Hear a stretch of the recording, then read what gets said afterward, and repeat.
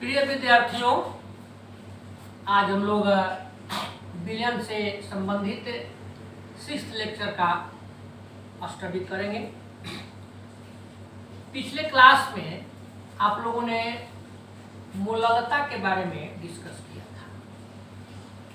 इसमें आप इसको विधिवत देखे थे और उसमें 1 किलोग्राम विलायक में विलेय के मोल की संख्या को मोललता बताई थी।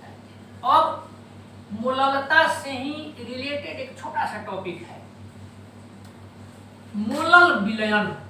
तो पहले हम लोग देखें कि मोलल विलयन किसको कहते हैं, इसी पर आज डिस्कस करें। इसी का इंग्लिश में इसको मोलल सॉल्यूशन कहते हैं। शॉर्ट में इसी को स्मॉल एम याद होगा, स्मॉल एम सॉल्यूशन। तो मोललता में पढ़े थे कि जैसे अगर कोई 1 किलोग्राम जल विलायक लेते हैं, मान लीजिए जल चाहे कुछ भी, तो उसमें जितने मोल विलेय के तो उसको मोललता कहते हैं। अब मोललता का मान यदि 1 है तो उस विलयन को मोलल विलयन कहेंगे। जैसे अब यहां पर देखिए 1 मोल NaOH लेते हैं। आप लोग सबको इसको जानते हैं, इस आसान रोज बोल देते हैं, इसलिए इसी को NaOH को ही दे दिए। सोडियम का 23 प्लस ऑक्सीजन का 16, हाइड्रोजन का 1 ऐड कर दिए, जोड़ दिए तो 40। 1 मोल NaOH में NaOH 40 ग्राम होता है। अब 1 किलोग्राम जल में, जल देखिए हम लोग ले लिए 1 किलोग्राम, अगर 40 ग्राम NaOH घुला है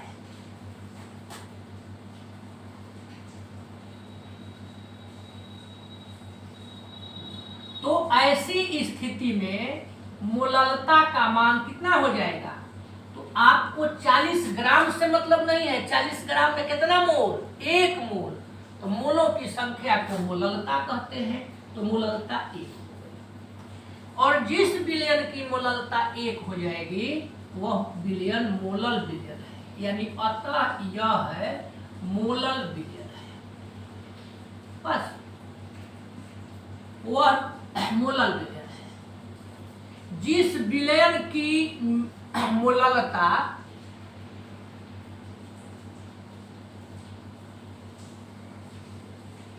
एक होती है उसे मोलल विलयन कहते हैं।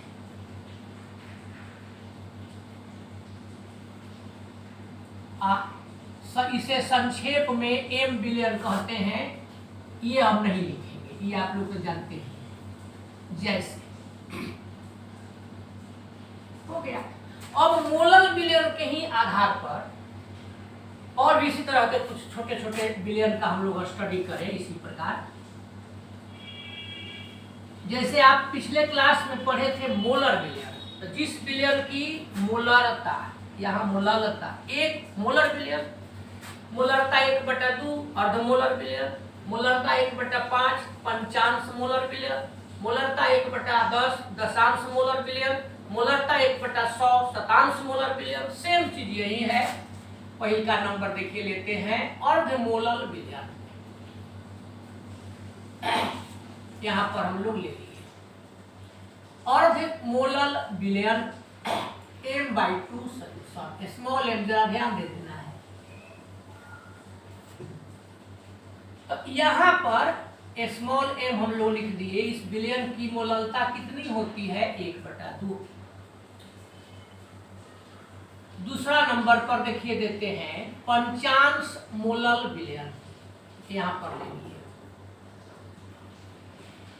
पंचांश मोलल विलयन, शॉर्ट में इसको m/5 सॉल्यूशन।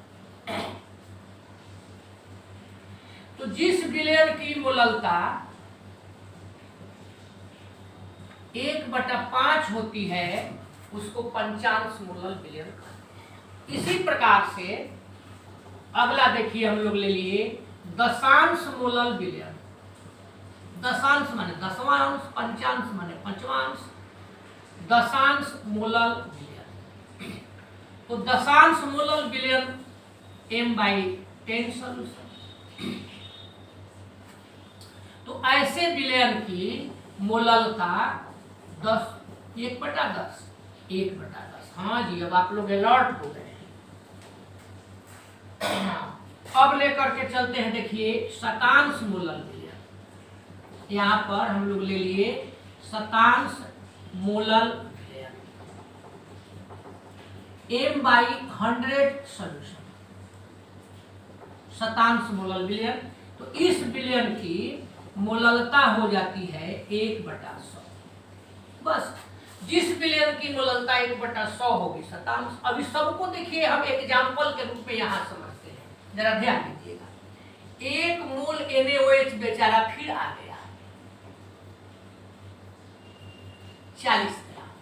बहुत अच्छा है, इसको थोड़ी देर में मिटा देंगे। अब 1 किलोग्राम जल है विलायक के रूप में। अभी देखना है कि 1 किलोग्राम जल में 40 ग्राम NaOH घुला हुआ है। तो बोलिए किस प्रकार का विलयन है? तो 1 किलोग्राम में 40 ग्राम घुलने का मतलब 1 मोल घुला हुआ है, तो इसकी मोललता 1 हो गई, तो यह मोलल विलयन है। क्लियर हुआ? 1 किलोग्राम जल में 20 ग्राम NaOH घुला है, तो यह कैसा है? तो 20 ग्राम के कितना मोल? 40 ग्राम में 1 मोल, तो 20 ग्राम में मोललता 1/2 मोल है, तो मोललता 1/2, तो यह अर्ध मोलल विलयन हुआ। 1 किलोग्राम जल में मान लीजिए 8 ग्राम NaOH घुला हुआ है, तो यह कैसा होगा? तो देखिए 40 ग्राम में 1 मोल है, तो 8 ग्राम में 1/5 मोल, तो ये मोललता क्या हो गई? 1/5। तो यह विलयन कैसा हो जाएगा? पंचांश मोलल विलयन। ऐसे ही 4 ग्राम घुला हुआ है, तो 4 ग्राम के माने कितना हो जाएगा? 40 ग्राम के अर्थ हुआ 1 मोल, तो 4 ग्राम में 1/10 मोल, तो मोललता 1/10 हो गई, तो यह हो गया दशांश मोलल विलयन। चलिए एक और, अब जरा ध्यान दीजिए। 1 किलोग्राम जल में, अब की बात थोड़ा सा बदल देते हैं, कितना NaOH घोला जाए कि विलयन शतांश हो जाए। 1 मोल किलोग्राम जल में कितना NaOH घोला जाए कि विलयन शतांश हो जाए? तो शतांश विलयन का मतलब मोललता 1/100। 40 ग्राम में 1 मोल होता है, तो 1 मोल में 40 ग्राम, तो अब 1/100 मोल में, तो 40/100, यानी आप कितना घोल देंगे? तो देखिए 0.4 ग्राम NaOH। 1 किलोग्राम जल में जब 0.4 ग्राम NaOH को आप घुलाइएगा, तो उसकी मोललता हो जाएगी 1/100, तो वह विलयन क्या हो गया? शतांश मोलल विलयन। ऐसे हम लोग मोललता के आधार पर विलयन के वर्गीकरण किए। हालांकि यह वर्गीकरण कहना उतना उचित नहीं होगा, क्योंकि कोई वर्गीकरण नहीं है ये। तो मान लीजिए हम लोग देखें किस तरह के विलयन होते हैं। 1000 भी मोललता हो सकती है, 1/1000 भी हो सकती है। जैसे यहाँ पर 5 1/5 आया है, 5 भी हो सकता है। तो ये अलग अलग होते हैं। ये हर टॉपिक में इसको आप देखें, जैसे मोलरता पढ़े तो मोलर विलयन, मोललता पढ़े तो मोलल विलयन, और सही सामान्यता पढ़ाएंगे तो सामान्य विलयन वहां पर देखेंगे। तो अब एक जगह यदि यह टॉपिक आप यहाँ कंप्लीट कर लिए, तो फिर आपको आगे कोई विशेष परेशानी नहीं होगी, अपने से बोलना है। तो कहीं कोई कंफ्यूजन? चलिए अब इसमें न्यूमेरिकल में चलते हैं। मोललता के न्यूमेरिकल को देखा जाए, इसको देखिए। तो अब हम लोग बढ़े, मोललता से रिलेटेड न्यूमेरिकल्स की चर्चा हम लोगों को करनी है। देखिए न्यूमेरिकल में बढ़ते हैं। पहला सवाल देते हैं, 5.85 ग्राम सोडियम क्लोराइड NaCl इसका फॉर्मूला होता है। फॉर्मूला जानना बहुत जरूरी है। 500 ग्राम जल में घुला है,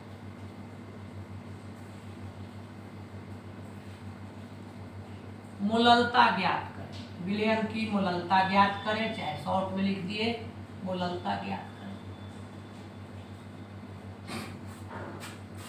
कुछ बच्चे ये कहते हैं, पर्सनली भेंट करके भी कहते हैं कि टॉपिक समझ में आ जाता है, प्रॉब्लम को अगर सर आप बना देते हैं तो समझ में आ जाता है, लेकिन अपने से बनाने में बड़ी दिक्कत है। ऐसा कुछ लोगों का, कुछ स्टूडेंट्स का प्रॉब्लम होता है। अब इस प्रॉब्लम को यदि दूर करना है तो उस न्यूमेरिकल इस चक्कर में ये कैसे बनेगा, बस 2-3 चीजें देखिए हर सवाल में। क्या ज्ञात करना है, जो भी आप ज्ञात कर रहे हैं उसका फॉर्मूला क्या है, आप क्या क्या दिया हुआ है, अपने आप इतना सारा चीज लिखने का प्रयास कीजिए। जैसे देखिए यही सवाल हम लोगों को मोललता यहाँ ज्ञात करनी है, तो अब यहाँ मोललता का सबसे पहले फॉर्मूला याद रहना चाहिए। अगर आपको फॉर्मूला याद है तो बन जाएगा small m1 into 1000 by capital M1 into W, चाहे W1। अब आप ये क्या है इसको जानिए तब ना सवाल बनाइएगा। तो स्मॉल m1 पढ़ा हुआ है सब पहले का। स्मॉल m1 का अर्थ होता है विलेय का दिया गया द्रव्यमान। प्रश्न में जितना द्रव्यमान भार दिया है उसको कहेंगे दिया गया द्रव्यमान, वह लेंगे।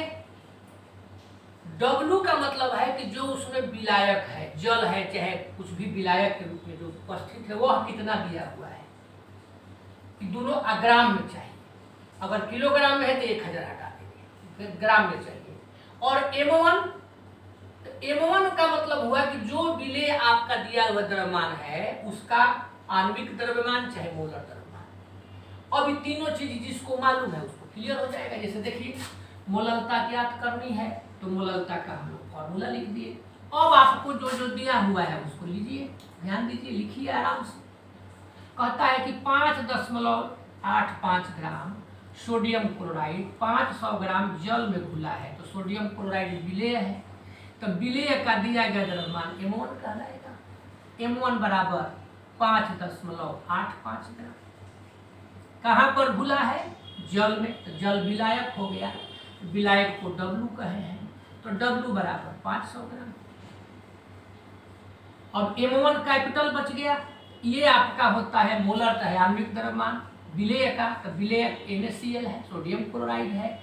देखिए NaCl का मोलर द्रव्यमान,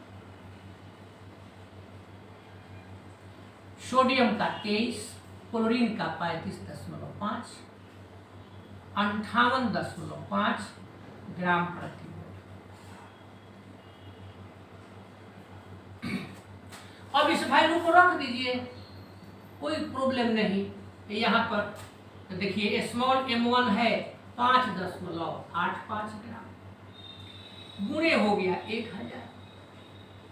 कैपिटल M1 है 58.5 ग्राम, W है 500। बस अब इसी को कैलकुलेशन करना है। केमिस्ट्री जी महाराज अब यही रुक जाएंगे, मैथ जी महाराज को कहेंगे कि कुछ काम करके दिखाओ। ये दोनों में मल्टीप्लाई कीजिए तो ये आपका हो जाएगा 585 0, दशमलव के बाद इससे जब गुणा करेंगे तो देखिए 3 गो 0 होगा, 2 अंक पर दशमलव है तो यहाँ दशमलव आ जाएगा, तो हटा दिए। नीचे देखिए लिख दिए 585 और दशमलव है, तो दशमलव है 1 अंक है तो ऊपर 10 कर दिए। आई 500 है तो 500 कर दिए, बस। अब ये दोनों 0 देखिए कैंसिल हो गया। 585 एक मर्तबे, 1/5 आ गया, यानी 0.2 मोल प्रति किलोग्राम। या मोल प्रति किलोग्राम नहीं लिखिएगा तो आप स्मॉल m दे दीजिए, दोनों एक ही बात है। मोललता है आपने ज्ञात कर लिया, ऐसे निकाला जाता है। तो अब इसको हम प्रिपेयर कर लिए, अब अगले सवाल में चलते हैं। देखिए अब एकदम हूबहू वही सवाल है। अब हूबहू में वही डिजिट तो नहीं मिलेगा, संख्या वही नहीं मिलेगी, थोड़ा अंतर के साथ चलिए। यहाँ पर भी दिया हुआ है कि 2.5 ग्राम एथेनोइक अम्ल है और इस एथेनोइक अम्ल का 75 ग्राम बेंजीन में विलयन की मोललता निकाली। यानी यहाँ पर बेंजीन क्या है, विलायक, और एथेनोइक अम्ल क्या है, विलेय। फॉर्मूला दे दिया है लेकिन फॉर्मूला छोड़ भी सकता है, तो इसलिए ये सब ऑर्गेनिक केमिस्ट्री में आसानी से पढ़ना है, उसमें आसान फॉर्मूला के अंतर्गत आता है, 10th में मिला है। अब फिर वही देखिए हम काम कर रहे हैं, मोललता इक्वल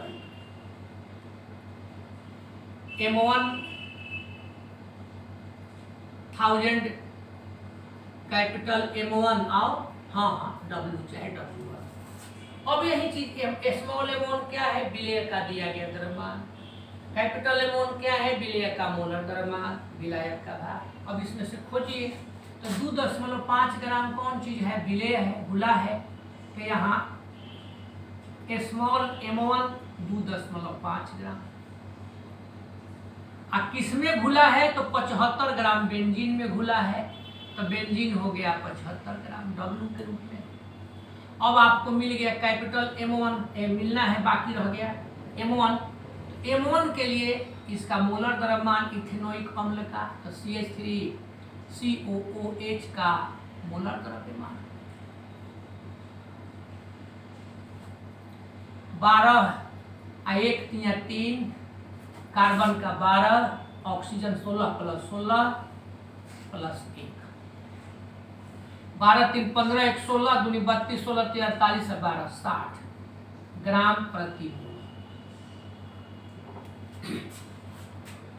तो जब इतना जानिए गए, अब इस वैल्यू को रखिए, स्मॉल m1 तो 2.5 गुने देखिए 1000, M1 हो गया 60 गुणे W हो गया 75। ये दशमलव यहाँ पर के हटा देंगे तो 25 गुणे 1000, 60 गुणे 75 गुणे 10। जान के आपकी बार गुना नहीं किए कि असहू समझते चलिए। अब इसमें हम लोग कैलकुलेट करें, 25 से चलते हैं तो 25 3 75, 0 देखिए 2 गो है तो इसमें से निकल गया, 2 से कटाइए तो 3 ऊपर हो गया, 2 5 10, ये आपका हो गया 5/9। अब भाग देते चलिए तो 0.50 हो जाएगा, 9 5 45, 5 बच गया, फिर 50 ऐसे बढ़ता जाएगा। तो इसी को आदमी 0.56 भी लिख सकता है। और क्या निकला है, मोल प्रति किलोग्राम। अब आप इसको मोल प्रति किलोग्राम नहीं कहेंगे तो क्या कहेंगे, m से लिख देंगे। तो इस प्रकार से आप देखें कि मोललता आसानी से ज्ञात कर सकते हैं फॉर्मूला। तो अब थोड़ा सा चेंज करके एक अगला सवाल देते हैं, चलिए तो कीजिए। देखिए तो प्रॉब्लम हम लिख दिए, बीच का जो समय थोड़ा सा बचा लिए।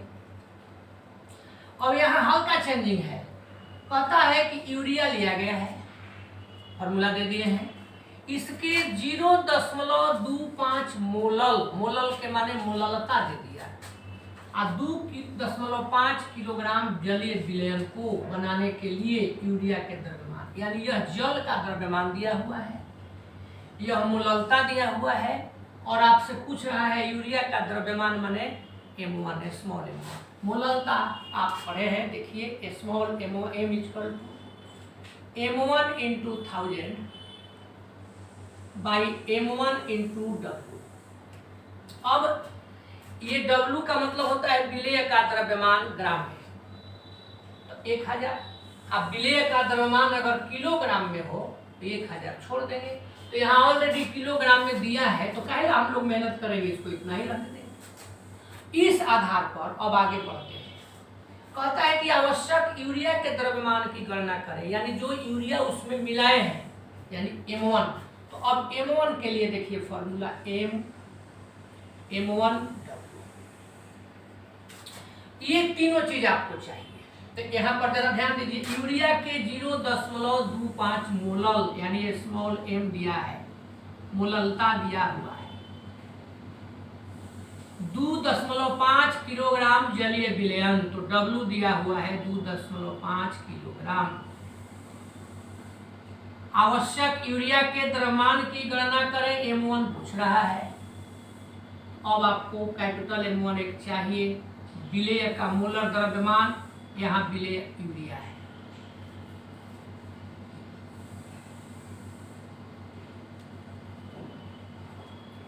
देखिए 14 होता है नाइट्रोजन का, हाइड्रोजन का 1 होता है तो 2, कार्बन का 12, ऑक्सीजन का 16, नाइट्रोजन का 14, 1 गुणे 2, 14 दू 16, 16 दूनी 32, 16 × 48, 12 60 ग्राम प्रति मोल।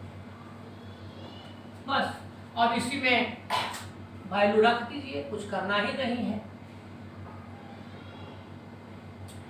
0.25 60 और W 2.5, 25 गुणे 60 गुणे 25, 100 गुणे 10। क्लियर हो रहा है ना कैसे हुआ? दशमलव के बाद 2 अंक है तो 100 और 1 अंक है। चलिए अब काम कीजिए, कहीं गलत नहीं ना लिखा गया है, किसी को सॉल्व करना है, स्मॉल m1 निकालना था। तो अब देखिए ये आपका हो जाएगा 25 से 4 बन गया, 4 से ये आपका 1 निकल गया, 2 से आप यहाँ पर कर दिए और 2 से 3 बन गया, तो यहाँ पर आपका आ गया 75/2। इसको कंप्लीट करेंगे, 37 भाग देंगे तो हो जाएगा 5, और ये दिया गया द्रव्यमान है ग्राम, यही तो आया। इस तरह से हम लोग प्रॉब्लम सॉल्व करते हैं। अब थोड़ा सा हल्का एक सवाल पहले देते हैं, लिखते हैं, उसको मिलजुल करके किया जाएगा। एक प्रॉब्लम हम लोग यहाँ लिए, थोड़ा अंतर के साथ है। कहता है कि देखिए विलयन हमारे पास 100 मिलीलीटर है, यानी विलयन का आयतन दिया है, यहाँ विलायक नहीं है। 100 मिलीलीटर विलयन में 0.85 ग्राम अमोनिया घुला है। मोललता क्या, कोई मेहनत नहीं, पहले हम लोग मोललता का फॉर्मूला लिखे, M small m1 into 1000 capital M1 into W। अब इसी में जो आपका दिया है याद करना है। देखिए स्मॉल m1 माने विलेय का दिया गया द्रव्यमान, तो विलेय कौन चीज है? अमोनिया। तो यहाँ पर अमोनिया का दिया गया द्रव्यमान m1 हो गया 0.85 निकल गया।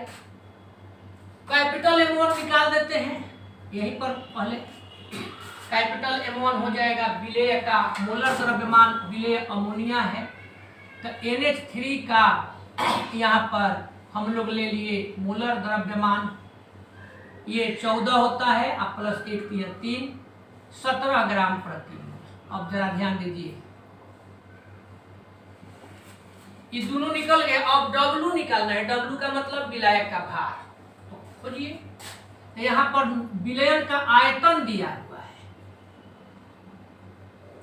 भार नहीं दिया है, विलायक का विलयन का आयतन दिया हुआ है, ये आपका दिया हुआ है 100 मिलीलीटर, और घनत्व दिया हुआ है, विलयन का घनत्व दिया हुआ है, रो से सूचित करते हैं इसको, कोई जरूरी नहीं है ऐसे लिख दिए, 1.2 ग्राम प्रति मिलीलीटर।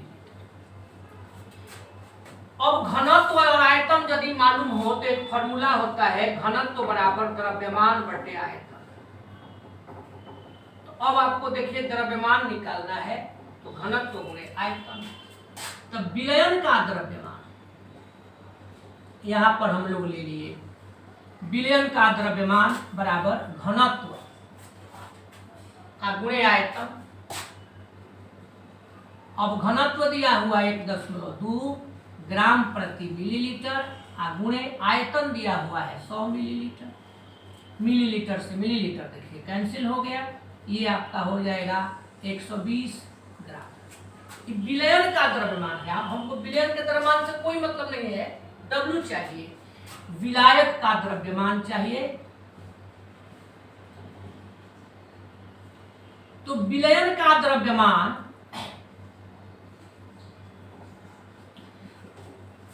क्या होता है? विलेय और विलायक का द्रव्यमान का योग होता है। तो विलेयक का द्रव्यमान ये विलेय का द्रव्यमान, तो विलायक निकालने के लिए क्या करेंगे, घटा देंगे। तो 120 में से 0.85 घटा देंगे, 119.15 ग्राम ये प्राप्त। ये आपस कुछ नहीं। अब चलिए कैलकुलेशन कर दीजिए।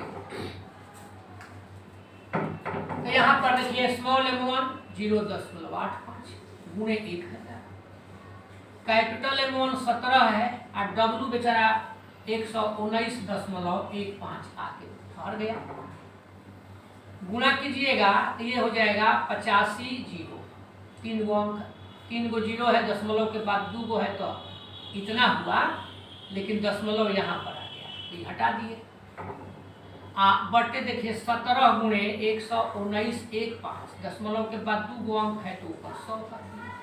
17 से 17 5 85, 50 हो गया।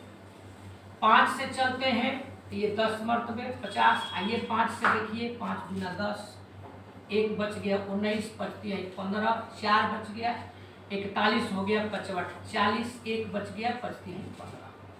अब आपके पास हो गया 1000/2383। इसी को कैलकुलेट करना है तो आप कीजिए, तब तक हम भी कर रहे हैं। तो कैलकुलेशन आप लोग अपने से किए ही, देखिए 0.4196, इसी को बदल करके 0.42 कर दिए हैं। अब एक तरह से आपका ये टॉपिक कंप्लीट हुआ। अब इसी में एक छोटा सा सवाल आप लोगों को दे दिए हैं अपने से बनाने के लिए। 15.87 ग्राम इथाइल अल्कोहल है, इथाइल अल्कोहल विलेय है।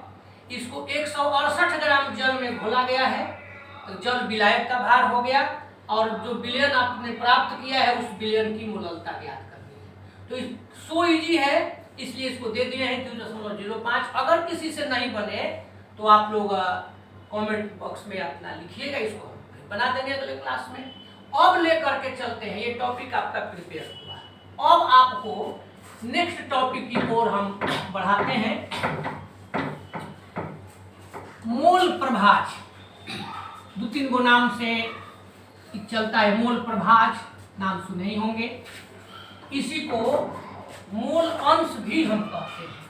तो जरा ध्यान से देखिएगा, बड़ा इंटरेस्टिंग टॉपिक है।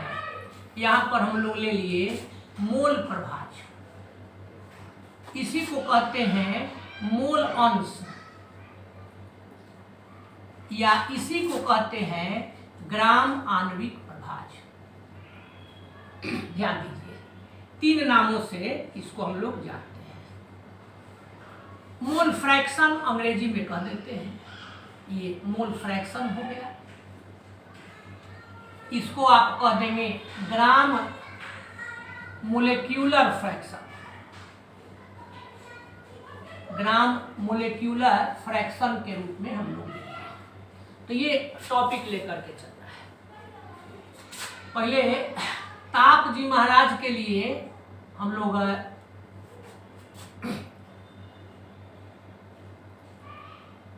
एक जगह बना दिए हैं, यहाँ पर लिखना है, बाद में मिलजुल के कि यह निर्भर करता है कि नहीं करता है, ये देखना है। तो चलिए पहले इसको आराम से समझिए।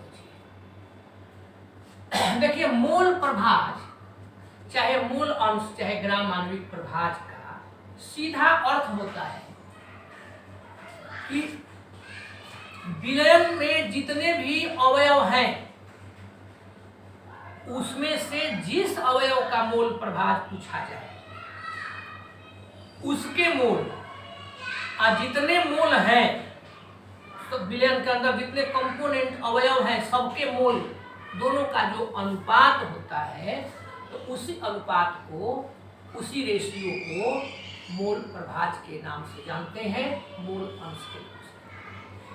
विलयन के किसी अवयव के मोलों की संख्या तथा सभी अवयवों के कुल मोलों की संख्या के अनुपात को उस अवयव का मोल प्रभाज कहते हैं। अब इसको जैसे कह सकते हैं कि विलयन के किसी अवयव का, यहाँ पर देखिए फॉर्मूला पहले बनाइए, विलयन के किसी अवयव का घटक का, कंपोनेंट का जो कहिए मोल प्रभाज क्या होगा, मोल प्रभाज बराबर। तो यहां पर देखिए अवयव के मोलों की संख्या, उस अवयव का जिसका निकालना है उसके मोलों की संख्या आप बटे में लिख देंगे विलयन के सभी अवयवों के।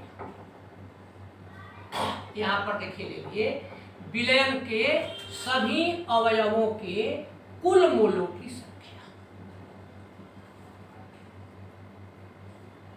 बस अब इसी को आप अपना कंसेप्ट समझिए, बढ़िया से जानिए। डिफिनेशन देखिए इसी से हो जाएगा, कहीं कुछ जानने। विलयन के किसी अवयव के मोलों की संख्या तथा सभी अवयवों के कुल मोलों की संख्या के अनुपात को उस अवयव का मोल प्रभाज कहा जाता है, जिसका निकालना था। अब इसको और विस्तार से समझते हैं। देखिए जैसे आप एक बर्तन लेते हैं, ध्यान दे दीजिए, आराम से समझिए। इस बर्तन में कोई विलयन बनाए हैं। मान लीजिए आपने इस बर्तन में जल और चीनी का विलयन बनाया। हम अक्सर यही बनाते हैं, जल चीनी मिला दिए, शरबत का विलयन ले लिए। लेकिन समझने के लिए मान लीजिए कि इस बर्तन में जो विलयन बने हैं उसके दो भाग हैं, दो अवयव हैं, एगो ए है एगो बी है। मान लिया जाए कि जो ए इसमें आपने मिलाया है विलयन के अंतर्गत वह 1 मोल है, ए के मोलों की संख्या 1 है, और जो बी मिलाए हैं वह 2 मोल है। यानी कुल मोल कितने हो जाएंगे? तो कुल मोल, विलयन के कुल मोलों की संख्या यहां पर देखिए आपने 3। और आपसे पूछ रहा है कि ए का मोल प्रभाज क्या होगा। इसी तरह से बी का मोल प्रभाज क्या होगा। ये दोनों चीज हम लोगों को अब निकालना है आराम से, बिना घबराहट के। तो ए के मोल प्रभाज निकालना है तो पहले ए का मोल लीजिए, 1 है। अंश प्रभाज माने बटा में लिखना है, इसका क्या फ्रैक्शन हुआ। तो टोटल अभी 2 थोड़े कहलाएगा, कि कुल मिला करके कहा जाता है। तो 1/3 मोल प्रभाज हो गया। बी का मोल प्रभाज, तो बी के मोल के लिए पूछ रहा है, तो बी के मोल 2 है और कुल मोल 3 है। यही तो होगा। तो कोई पूछेगा कि ए का मोल प्रभाज किसे कहेंगे, तो ए के मोल की संख्या बटे कुल मोलों की संख्या। मान लीजिए इस बैच में आप लोग जितने आदमी हैं, जितने आदमी आप लोग अपने अगल बगल बैठे हैं, सपोज कीजिए कि हम लोग सब कोई विलयन का एक कंपोनेंट हो गए। अब सपोज कीजिए किसी स्टूडेंट का नाम x है, तो x के मोल प्रभाज क्या होगा, तो x के मोल की संख्या आप बटे जितने भी उपस्थित हैं हम लोग सब के मोलों की संख्या। समझने के लिए कह दिए, उसी को कह देंगे मोल प्रभाज, मोल अंश। ऐसे निकाला जाता है। अब एक दुइये को के लिए नहीं, 10, 20, 50, 100 जितने होंगे सबके लिए यही नियम है। अब मान लीजिए कि कोई विलयन लेते हैं, उसके 3 अवयव है ए बी सी।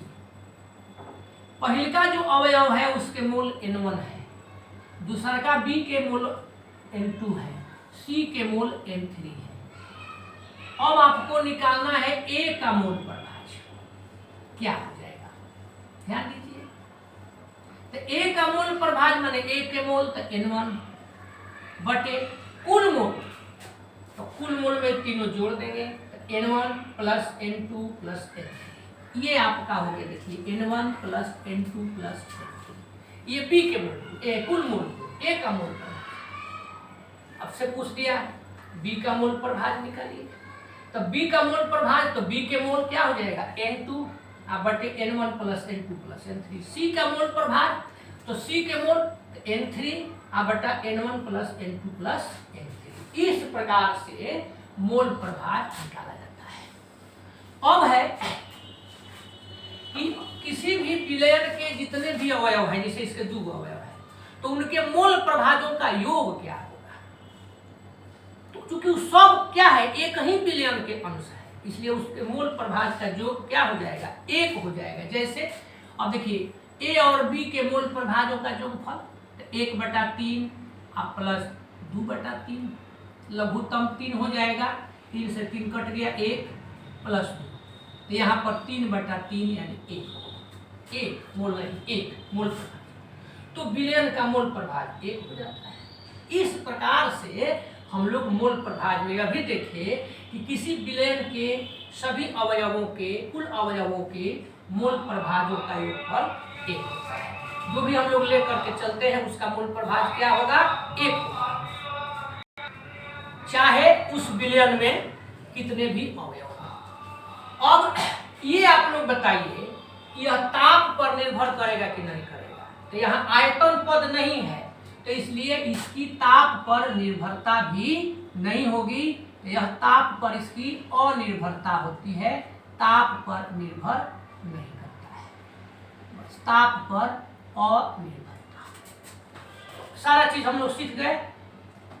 इसे हम लोग सूचित कैसे करते हैं? तो ऐसे जनरली आदमी एक्स के द्वारा लिख देता है, लेकिन देखिए इसको ऐसे कहते हैं जीटा,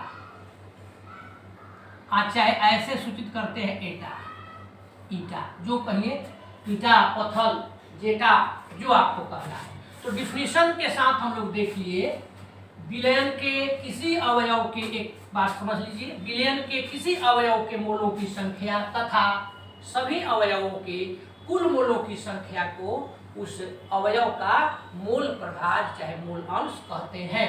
अतः इतना हो गया। पहले परिभाषा इसको मिटा देते हैं, आपको जब जरूरत होगी देखिए लीजिएगा। विलयन के किसी अवयव के, यहां पर जरा देखते चलिए, विलयन के किसी अवयव के मोलों की संख्या तथा सभी अवयवों की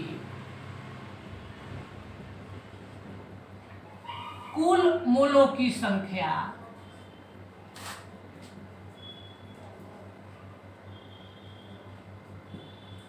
के अनुपात को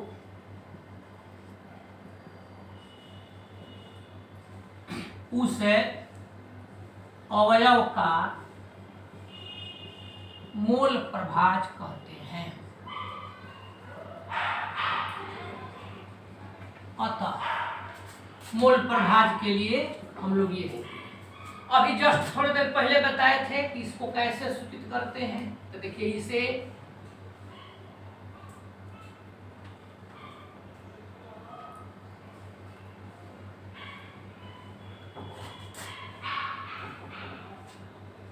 एन को बढ़ा दिया है,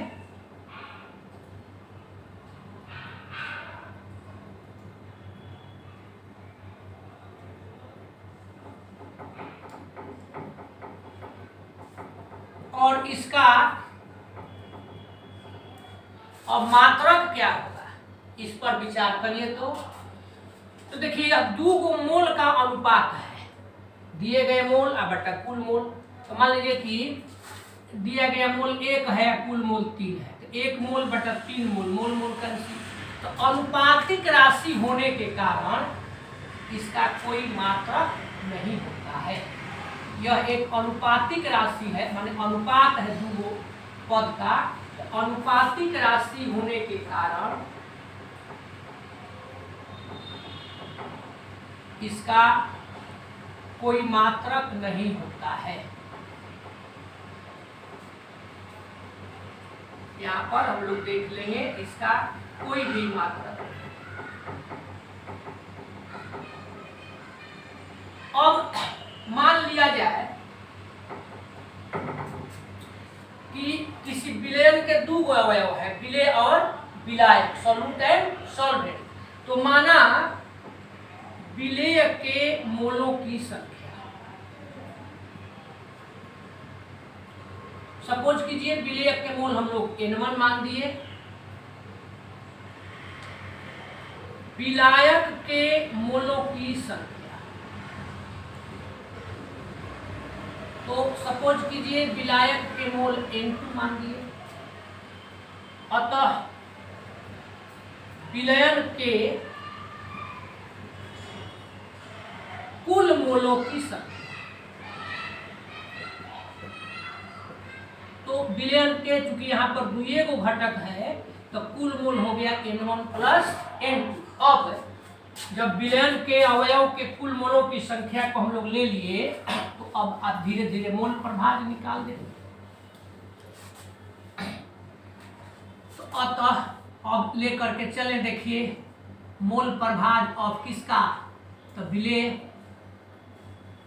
विलेय का मोल प्रभाज आए को लेकर के चलना है यहाँ पर विलायक का मोल प्रभाज कितना हो जाएगा। तो देखिए विलेय के मोल प्रभाज, तो जिसका मोल प्रभाज उसके मोल N1 बटा कुल मोल N1 प्लस N2, तो N1 बटा N1 प्लस N2। विलायक का मोल प्रभाज, तो विलायक के मोल क्या है N2 बटा N1 प्लस N2, तो ये हो गया N2 बटा N1 प्लस N2। ऐसे निकाला जाता है। अभी कुछ बाकी है, हाँ, किसी विलयन के सभी अवयवों के मोल प्रभाज का योग बाकी है। किसी विलयन के सभी अवयवों के मोल प्रभाज